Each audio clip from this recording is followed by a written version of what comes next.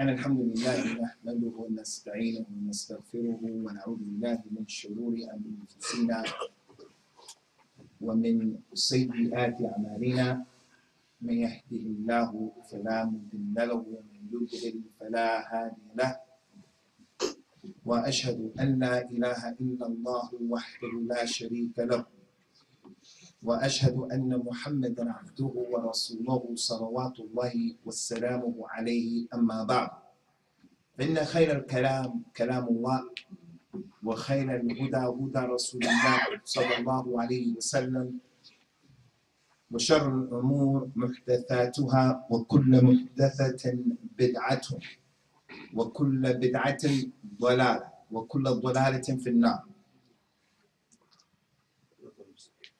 أخرج الإمام مسلم عن حذيفة بن أسيد الغفاري رضي الله عنه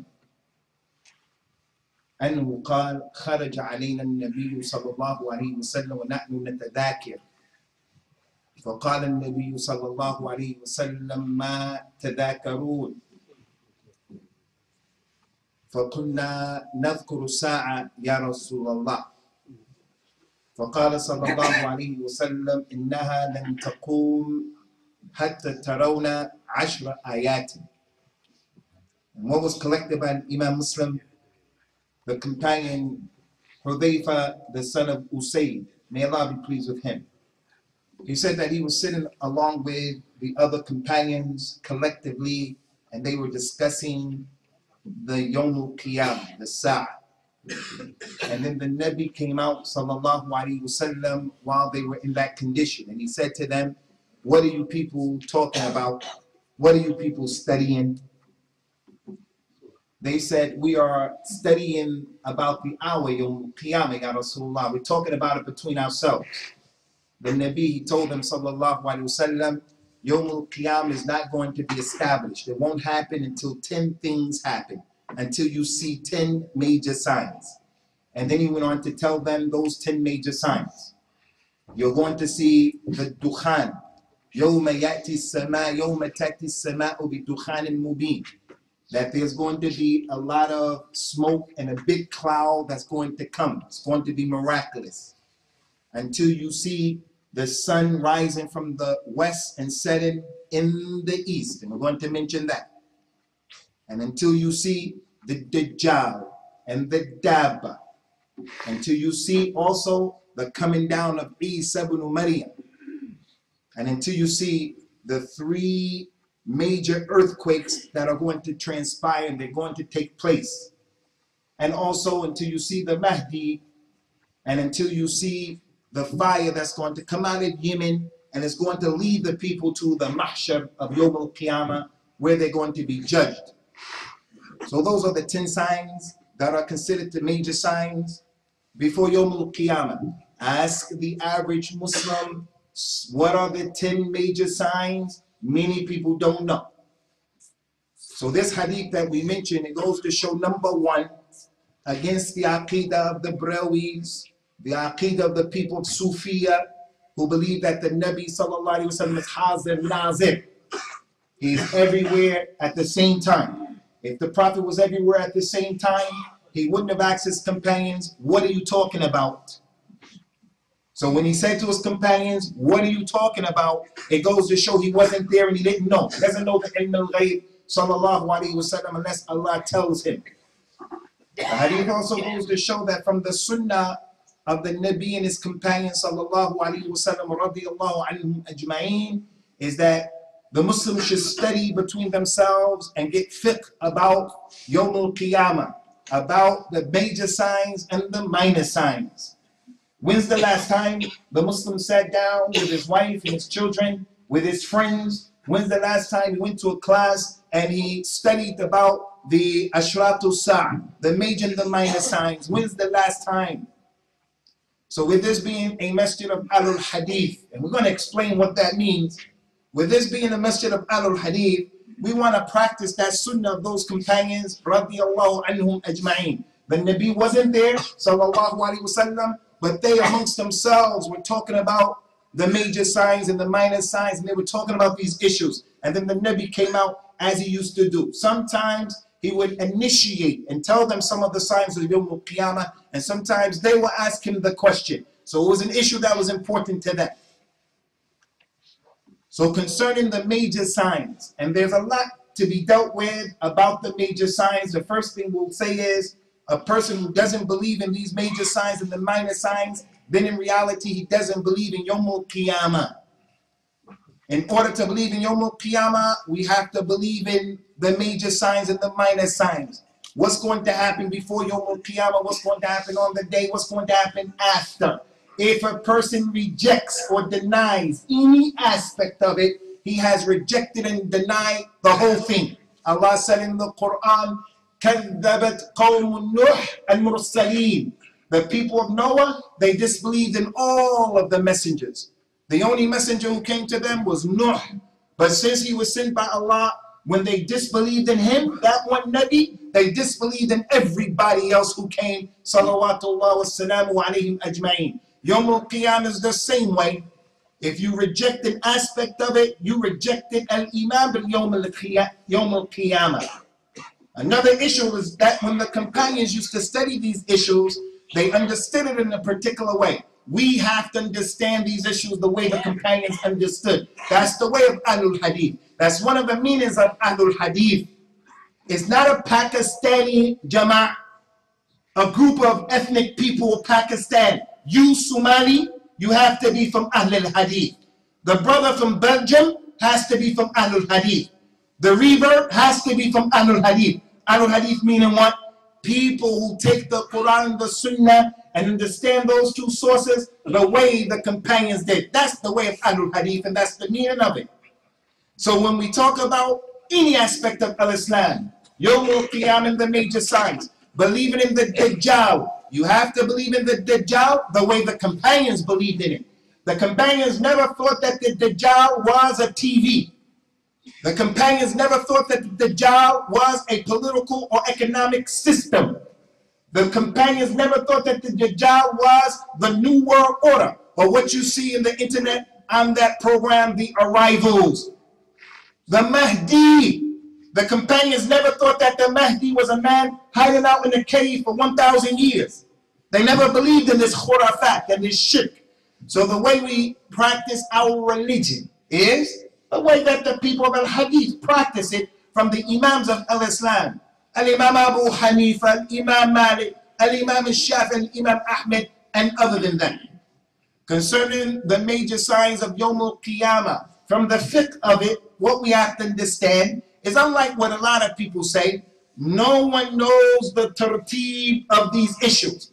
When you read books and you see people who are saying this is the first sign and that's the second sign and that's the third sign and they're going to come in that order, don't believe them, because that's not what the Nabi said. Sallallahu Alaihi Wasallam. There are some hadith, he said that this was first. Some hadith, he said something else was first. Some hadith, he said this is last. Some hadith, he said that's last. As a Muslim, you have to go back to figure out what did the ulama of Islam and the hadith and fiqh and aqidah, what did they say? How do we harmonize these seeming contradictions? Now is not the time for that. But the point is the tartib, no one knows but Allah. We know that the Mahdi will come, and after the Mahdi is the Dajjal, and after the Dajjal, Isa ibn Maryam, and after Isa ibn Maryam is Ya'juj and Ma'juj. But what's first and what's last? Some ayat, a hadith suggest this, other a hadith suggest that. So the tartib is only known by Allah. The other point about the fiqh, Ummat al-Islam, the masjid of Ahlul Hadeeth. Ahlul Hadeeth, again, doesn't mean you Pakistani people. Ahlul Hadeeth, the people who understand the Quran and the Sunnah the way the companions did. And they use the Hadith to explain the Quran and to understand the Quran. Not the people who minimize the position of the Hadith and put their intellect before the Hadith, or understand the Hadith or the Quran in any way. La. From the fiqh of Yawm al-Qiyamah, the major signs, is that the reason that the Nabi used to tell the people about it, sallallahu alaihi wasallam, and the main reason was to prepare people to do works. It wasn't for the sole purpose of just gathering information, being able to parrot off the 10 major signs. It was for the purpose of making preparations If you know that death is close, if you know Yawm al-Qiyamah is close, then you should do something about it. He told his companions and he told us, sallallahu alayhi wa sallam, Badiru bil amal sitta, tulu'i shams min maghribiha, wad dukhan, wad dab, wad dajjal. He said to the people, take advantage and hurry up and do 6 things before Yawm al-Qiyamah comes. Do 6 things. He mentioned 4 of those 6 from being the major signs. He said, hurry up and do the good deeds before the sun rises from the west and sets in the east. Hurry up and do the good deeds before the dukhan comes. Hurry up and do the good deeds before the dajjal comes out. Hurry up and do the good deeds before the dabbatul ard, the big massive animal, comes out. And all of these issues they have connected to them, a lot of knowledge. We just have to mention the surface of the issues. So the goal and the objective here is knowledge of the major signs is to encourage people to do the good deeds. He says, sallallahu alayhi wa sallam, in an authentic hadith, إِذَا قَامَتَ السَّاعَةُ وَكَانَتْ فِي يَدْ أَحَدِكُمْ فَسِيرَةٌ إِنْ اسْتَطَاعَ أَنْ يَغْرِسَهَا فَلْيَغْرِسْهَا. If Yawm al-Qiyamah happens right now, and in the hand of one of you is a seed, hurry up and plant the seed if you have the ability to plant the seed. It's Yawm al-Qiyamah, who in his right mind is going to be thinking about planting a seed. He's going to be thinking about running away and escaping from all of the turmoil that's going around him. He's going to try to get to his family. He's going to try to save himself. But in that hadith, the Nabi was showing, sallallahu alayhi wa sallam, the importance of doing works before Yawm al-Qiyamah. The one who has problems with his wife, he has problems with his brother, he has problems with his family. He has an ongoing dispute. If he's thinking that death is close, Yawm al-Qiyamah is close, solving his problem is going to be easier. Making tawbah is going to be easier. But if the person is always thinking about me, myself, and I, my haq, then he's going to continuously clash with the other person. But if he sees Yawm al-Qiyamah as being a reality, as those companions used to do, he'll say, I forgive you, I'm sorry, let me go, pardon me, and so forth and so on. So the goal and the objective of the Nabi telling the people about these major signs is to do the works. That's from the fiqh of the issue. That's why the companions used to study it, not just for information purposes. Another issue, ikhwani, about the major signs is that the major signs, they're only 10 in number, whereas the minor signs are many. Many of the minor signs have happened. Some are happening right now at Iraq, Palestine, Afghanistan, the football game where over 70 Muslims got killed the other day. All of those issues are from the minor signs, all of them. And there's still some to come in the future, bi'idhnillah. Concerning the major signs, from the fiqh that make them different from the minor signs, is that the Nabi told the people, sallallahu alayhi wa ala alihi wa sallam, and what was collected by Imam al-Tirmidhi. Abu Hurairah said that the Prophet says, sallallahu alayhi wa ala alihi wa sallam, ثلاث إذا خرجنا لا ينفع نفس إيمانها لم تكن آمنت من قبل أو كسبت في إيمانها خيرا. There are 3 signs. If and when they come out, a person believing won't be accepted. It won't benefit him on that day. If these 3 come out, you can't become a Muslim on that day. Your opportunity to become a Muslim is done, finished. He went on to mention one of those 3.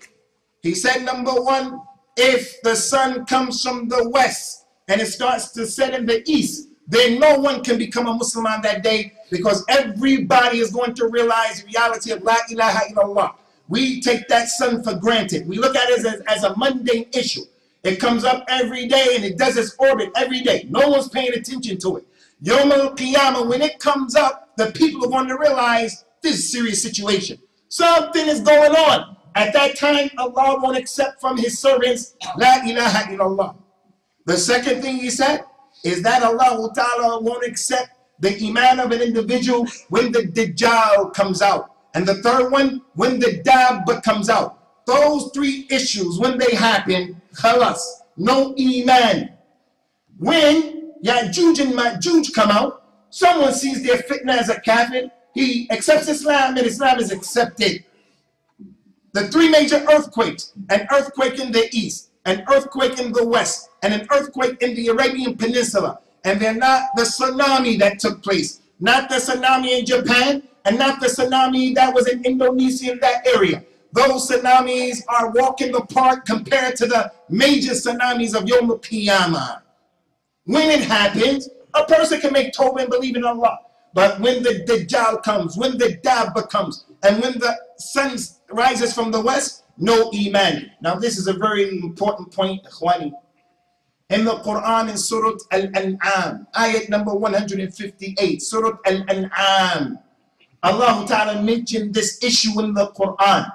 He said, يَوْمَ يَأْتِي بَعْضُ آيَاتِ رَبِّكَ لَا يَنْفَعُ نَفْسًا إِيمَانُهَا لَمْ تَكُنْ آمَنَتْ مِنْ قَبْلِ أَوْ كَسَبَتْ فِي إِيمَانِهَا خَيْرًا. Allah mentioned the same hadith in an ayah. He said, on the day, in the Quran, on the day when some of the signs of your Lord comes, the iman of the people, when those signs come out, they won't benefit them at all unless the person had did good prior to that time. This goes to show a very important point, and that is, in the authentic hadith, then he mentioned those three signs. He mentioned the Dajjal, he mentioned the sun coming from the west, setting in the east, and he mentioned the Dabba. Some people say, I don't believe in the Dajjal because it's not in the Quran. The Dajjal is in the Quran in the Surah Al-An'am. And that's the meaning of Ahlul Hadeeth. Ahlul Hadeeth, they take the Sunnah and the Hadith to understand the Quran. They're not like the people who want to make dhikr and they want to make understandings and they want to celebrate the birthday of the Nabi and they want to do ibadat and all kinds of things. Understand all kinds of things. And the Quran is one side and the Sunnah is on another side. Allah told us in the Quran, many ayat, وَأَنزَلْنَا إِلَيْكَ الذِّكْرَ لِتُبَيِّنَ لِلنَّاسِ مَا نُزِّلَ إِلَيْهِمْ وَلَعَلَّهُمْ يَتَفَكَّرُونَ. Ya Muhammad, we revealed to you this book, the dhikr, so that you can explain to them what was revealed to them and the hopes that they will come and reflect and understand. The Nabi sallallahu alayhi wa sallam, his sunnah is what went into details about these major signs. If you don't take the sunnah, you won't know what to do to protect yourself from the Dajjal. Where is it in the Quran that the Muslims should read Surah Al-Kahf on Friday? Where is it in the Quran that the first 10 ayat and the last 10 ayat from Surah Al-Kahf will it be a divine protection of the Dajjal? Where is it in the Quran the description of the Dajjal? The person says, I don't believe in the sunnah. I just take the Quran and not the sunnah. Ahlul Hadith is not about where you come from, Pakistan. It's not about that. For the one who understands that, Ahlul Hadith is not Saudi Arabia. It's not about that. People from Saudi Arabia, from Ahlul Hadith. People from Pakistan, from Ahlul Hadith. Reverse, you have to be from Ahlul Hadith. Ahlul Hadith meaning what? That you're going to respect the hadith of the Nabi sallallahu alayhi wa sallam. You're going to use it to understand this religion. You're going to raise it up and be upon what those companions were upon. Radiyallahu anhum ajma'een. Allah mentioned in the Quran the position of the Nabi and his sunnah. Sallallahu alayhi wa sallam. وَإِنَّا أَنزَلْنَا إِلَيْكَ الْكِتَابَ بِالْحَقِّ لِتَحْكُمَ بَيْنَ النَّاسِ بِمَا أَرَاكَ اللَّهُ. We reveal to you the book in truth, Ya Muhammad, so that you can judge between the people and what Allah showed you to judge. The 4 sacred months in Al-Islam, where are they mentioned in the Quran? The khutbah of al-Jum'ah, where is it mentioned in the Quran that we pray to our God? And so, where is that in the Quran? The people who talk like that, those people are astray.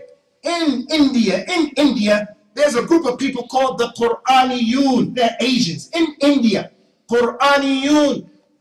Because they're from Asia, that means that the truth is with them. Because they're from Pakistan or India, the truth is determined by what Allah revealed. And all of Adam's children have to get with the program no matter where they're from. All Arabs are Muslims.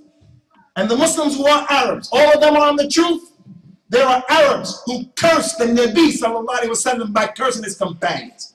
Arabs in Lebanon, Arabs in Bahrain, they curse Abu Bakr and Umar because they're Arabs. We're going to look at them and say those people are in Jannah because the kalam of Ahlul Jannah is Arabic. Love the Arabs because my language, that's not our religion. Concerning Yawm al-Qiyamah and these major signs, the Nabi sallallahu alayhi wa sallam, in addition to what we mentioned, he explained to the people sallallahu alayhi wa ala alihi wa sallam about these major signs that are different from the minor signs.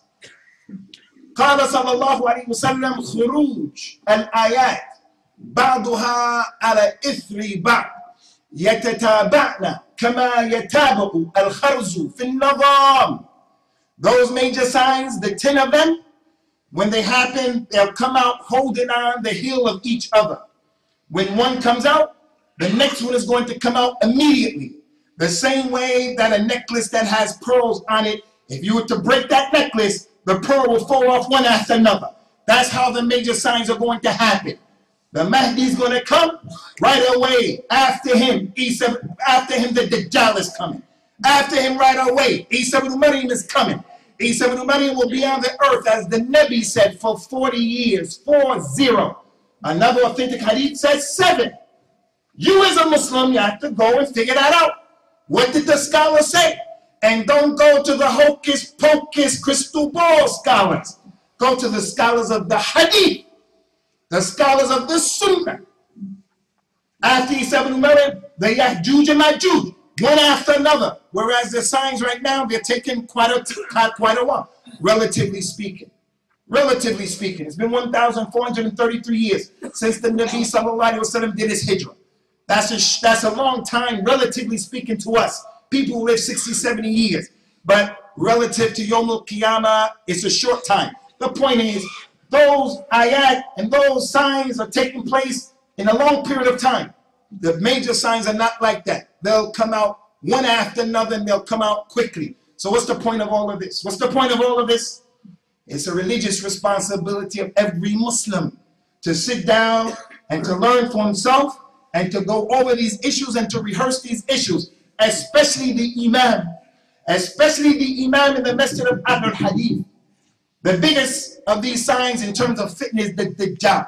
The Nabi told the people, sallallahu alayhi wa sallam, مَا بَيْنَ خَلْقِ آدَمْ إِلَى قِيَامِ السَّاعَةِ مَا بَيْنَ خَلْقِ آدَمْ إِلَى قِيَامِ السَّاعَةِ خَلْقٌ أَكْبَرُ مِنَ الدَّجَّالِ. There is no fitna since Allah created Adam until Yawm al-Qiyamah. There's no fitna bigger than this Dajjal. This Dajjal, when he comes, one of the major signs, he will have the ability to take everybody here off of the Sirat al-Mustaqim. Everybody here, without any exceptions. Without any exceptions. So when you hear about him, run the other way. Right now, learn the Aqeedah of Ahlul Hadeeth. Who Allah is and who Allah isn't. If you're a person walking around believing that the Nabi sallallahu alaihi wasallam is the Nur of Allah, Hazir Nazir, you are a person who your Aqeedah, you don't have a clue, you don't know what time it is. And that's the reality of many of our relatives. Many of our relatives. And I'm not saying that to put them down. I'm saying that to say, wake up and go to your people and teach them who Allah is and who Allah isn't. The Dajjal will come and tell the people, I'm Allah, and kill a man and give him life, bi'idhnillah. The one who believes in just what the eyes can see. He's a hocus pocus crystal ball Muslim. When he sees that, he's going to say, you're my Lord, you're my Lord. The Dajjal will be able to come after your mother died, your father died. Take on the picture and the image of your mother and your father and say, follow him. He is Allah. If you don't know the Aqeedah of Islam, what's the Aqeedah of Islam? The Aqeedah of Islam is what the Nabi said. إِنَّكُمْ لَن تَرَوْا رَبَّكُمْ حَتَّى تَمُوتُوا. You will not see your Lord until you die. You can't see Allah in this dunya. Allah Azza wa Jal has two eyes, not one, 2 eyes. Some people have a problem with that. Some people don't believe in that. He says, sallallahu alayhi wa sallam, inna al-Dajjal a'war, wa laysa rabbukum bi'awar. Dajjal has 1 eye. 1 eye is protruding, the other one is in his head. He's awar, with 1 eye, with a defect. Allah is perfect, with 2 eyes that befit his majesty, subhanahu wa ta'ala. You don't know those signs and characteristics, he will take you off of the path. If you are a person who's a slave to the money, your issue is, I gotta make money. No salat, no Jummah, halal, haram, that's your issue. And Dajjal is going to give the people money, crazy money. So the point here is, he's a big fitna. But the Nabi told us many things about him to protect us from him. He said about him, sallallahu alayhi wa sallam, لا يخرج الدجال حتى يذهل أن الناس ذكره وحتى تترك الأئمة ذكره على المنابر. الدجال, he He's not going to come out. He won't come out until the people forget about him and until the imams stop mentioning him on the minbar. So it's from the haqq of al-Islam that an imam from Ahlul Hadeeth tells the people, hey, ad-Dajjal, ad-Dajjal, ad-Dajjal, ad-Dajjal. The Nabi told the people, sallallahu alayhi wa sallam, إِذَا تَشَهَّدَ أَحَدُكُمْ فَلْيَسْتَعِذْ بِاللَّهِ مِنْ أَرْبَعٍ. If one of you is making your salat, and as we told you, from the sunnah of the Nabi, is to put your finger like this at the tashahhud. As soon as you start saying at-tahiyyatu lillah, don't wait until you come to ashhadu an la. His sunnah was, he will make a circle like that, he will point his finger, and he will say at-tahiyyatu lillah. When you do that at the end of the salat, seek refuge in Allah from the Dajjal. That's the sunnah of the Nabi. He used to do it in every prayer. Wajib prayer, sunnah prayer, al-Eid, al-Jummah, any prayer that had a ruku'. If it wasn't important, why would he do it? Why would he do it? Ad-Dajjal, ad-Dajjal. One of the scholars of Islam from Yemen, from Ahlul Hadeeth, his name is Ta'us ibn Kaysan al-Yamani. He used to order his young son. He used to tell his son, hey, did you pray? Yes, I prayed, Abi. Did you seek refuge in Allah from a Dajjal? The boy said, no, I didn't, Abi. He said, go and do your prayer again. Why did he do that? Because he was from the Salaf, and he was from the ulama of Ahlul Hadith, and he met 50 of the companions, and that's what he used to see the companions doing. He made Hajj 40 times, 40. And Imam Ta'us ibn Kaysan al-Yamani, they asked him, why do you make Hajj so much? Why do you make Hajj? He said, because I'm afraid if a Dajjal comes out, I want to be in Mecca or Medina at that time. So the Muslim knows that.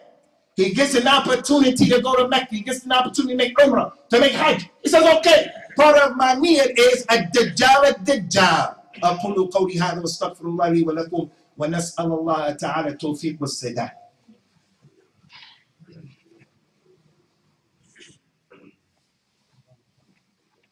Alhamdulillah wassalatu wassalam ala rasulillahi amma ba'd.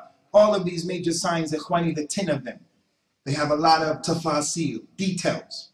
The Dabba has a lot of details, but there's only one I want to deal with a little bit here, and that is Isa ibn Maryam coming back. Isa ibn Maryam is a major sign, and his coming back has been in the Quran and in the authentic Sunnah in details. Allah Ta'ala mentioned in the Quran, وَإِنَّهُ لَعِلْمٌ لِلسَّاعَةِ. Verily, Isa ibn Maryam is part of the knowledge of the hour. Those people who are the Qurra of the Quran, they have another recitation of that ayah. وَإِنَّهُ لَعَلَمٌ لِلسَّاعَةِ. Verily, Isa ibn Maryam is one of the signs of the hour mentioned in the Quran. Allah said about Isa ibn Maryam, salawatullahi wa salamuhu alayhi, وَإِن مِّنْ أَهْلِ الْكِتَابِ إِلَّا لَيُؤْمِنَنَّ بِهِ قَبْلَ مَوْتِهِ وَيَوْمَ الْقِيَامَةِ يَكُونُ عَلَيْهِمْ شَهِيدًا. There's not a single person from Ahlul Kitab except that they're going to believe in him before his death. And Isa's going to be a witness over them. He's going to come back. And the hadith told us when he comes back, he's going to kill that pig. And when I say swine, khinzir, and pig, I don't have to do like this. I don't have to do like that. Pig, pig, pig, pig. Has nothing to do. No hocus pocus in our deen. He's going to kill that pig. He's going to break the cross. He's going to lift up the jizya. As for the hadith, he's going to get married. That hadith is not authentic. Inshallah, he'll get married. Allahu alam, we don't know, because the marriage is from the sunnah of the anbiya. But the Nabi didn't say that, sallallahu alayhi wa sallam. How are you going to know that if you don't read the sunnah? The Nabi told everybody here, إِذَا جَاءَكُمْ Isa ibn Maryam فَقْرَأُوا عَلَيْهِ سَلَامِي. If Isa ibn Maryam comes, then give him my salams. That's an amanah that Allah's Nabi gave everybody here. If you're here, you're going to say, Isa ibn Maryam, marry my daughter, marry my daughter. She's only 11, she's only 9, like Aisha was. We don't care about that, because we look at you the same way we look at our Nabi. You're a Rasul, you're the best one equipped to marry my daughter. And I don't care if she's 9, 10, or 11. Isa ibn Maryam. From what we've been told, and this is connected to Ahlul Hadeeth, the Nabi said, and what was collected by Imam Muslim and Tirmidhi and many of the Imams, this hadith is mutawatir. 70 companions narrated. 70. قال صلى الله عليه وسلم لا تزال طائفة من أمتي يقاتلون على الحق ظاهرين إلى يوم القيامة فينزل عيسى بن مريم فيقول أميرهم له تعال صل لنا فيقول له عيسى بن مريم لا إن بعضكم على بعض أمراء تكرمة الله هذه الأمة. The Nabi said, there will not cease to be a group of people from this ummah who will always be on the truth. From the time that he came to the time he died, he said there will always be, for every age, every era, in every place, there will be a group of people from this ummah who are on the truth. He called it the Ta'ifa Mansura. They will always be victorious. They will fight on victory. It won't hurt them, those who go against them. It won't hurt them, those who try to trick them. They'll always be victorious until Isa ibn Maryam comes. And then when Isa comes, it's going to be time for the Salah. The Mahdi will be about to perform the Salah. Isa will come out of the sky, the way the Nabi described, between two angels. And his beard and his hair will be dripping with water because he made wudu. And he's coming down in his shem. And then the Mahdi will say, hey, Isa, you're the Rasul, you're the Nabi. You've been up there all that time, you come and make Salat with us. Isa ibn Maryam will say, no, you're the Imam. This ummah, you're the Imams of one another, showing the power and the might and the position of this ummah. This hadith, لا تزال طائفة من أمتي. There will not cease to be a group of people. I hope I'm from that group. With all of my mistakes, you should hope that you're from that group. With all of your mistakes, envy, missing salah, this and that, all of the issues. But your aqeedah is not jammed up. You're not hocus pocus. You know how to make tawbah. You know who to make tawbah to. The point is, there will not cease to be a group of people from this ummah. The ulama from that group, regular people can be from that group. The highest level of a muhaddith, a scholar of hadith, is Amirul Mu'mineen fil hadith. That's the highest level of a man in hadith. Amirul Mu'mineen fil hadith. There were only 10. Only 10. 4 of them, and I'll end with this. Al-Imam Abdullah ibn Mubarak, he died 181. Al-Imam al-Bukhari, Al-Imam Ahmed, Al-Imam Ali al-Madini. That's 4 of the 10. When they talked about this hadith that I just mentioned to you, this hadith, they asked Al-Imam Ahmed, who is this group? Who is this group that the Nabi was referring to? Al-Imam Ahmed said, if it's not Ahlul Hadeeth, I don't know who they are. Abdullah ibn Mubarak, he said this group, they're Ahlul Hadeeth. Ali al-Madini said, they're Ahlul Hadeeth. Al-Imam al-Tirmidhi said, they're Ahlul Hadeeth. But what's the meaning of Ahlul Hadeeth? Is the meaning of Ahlul Hadeeth Green Lane Masjid? Is the meaning of Ahlul Hadeeth Hard Top Masjid? La. There are people who never step foot in Hard Top Masjid. They're from that group. They're in Africa. They pray in a masjid that's broken down in Africa. But they're from Ahlul Hadeeth. They asked Al-Imam Ahmed, who are Ahlul Hadeeth? Who are they? He said, they're the people who work by the Hadith. So I say to Shaykh Muhammad Aslam, and the elders in this masjid, fear Allah, fear Allah. Don't let this minbar be a place where you're trying to build this masjid on the sunnah and you allow anyone to come and then destroy what you're trying to build. Fear Allah, fear Allah. And I don't mean to be disrespectful to anybody, but one of the great scholars of hadith, Al-Imam Abu Dawood, he had a son, Abdullah. Al-Imam Abu Dawood said about his son, my son Abdullah is da'if in hadith. Why did he say that? Because his son didn't measure up according to the father. So Ahlul Hadith didn't care. They ain't gonna make jokes and games playing with the deen of Allah. Because the elder said it, I'm going to placate him. No, I'm gonna respect you. The elder, I'm gonna respect you. And I'm gonna say, elder, you have to be from Ahlul Hadith. The one sitting in the chair has to be from Ahlul Hadith. You, Somali, you have to be from Ahlul Hadith. Ahlul Hadith meaning what? The Quran and the Sunnah. The way those companions understood that religion. That's the da'wah, that's the call. كيف يتم البنيان تمامه إذا كنت تبنيه وغيرك يهدمه. How are you going to build up your house? You're building up your house, Sheikh Muhammad Aslam. You're building up your house. Someone comes and takes out the bricks. You're building, taking out the bricks.